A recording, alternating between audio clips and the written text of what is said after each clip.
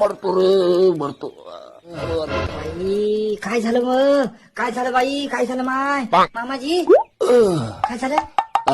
अरे बापा उठा बरं उठा. दमान दमान. काय करू बापा आता? हे देवा काय झालं?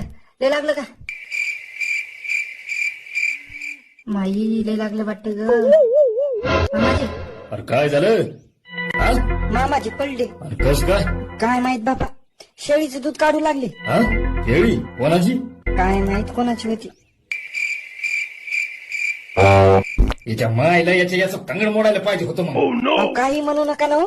मग मायच्या गाडीला अशा लोकांच्या शेळ्याचं दूध काढव का? हा? ठरली शेळी की काढलं दूध, ठरली शेळी की काढलं दूध. पण मायला उद्या जर त्या बुवानं पाहिलं आणि खायचं गाडीतला कुठं काय करायचं मग? हा? आता हे आता मग असं तोंड जातं गु खायला.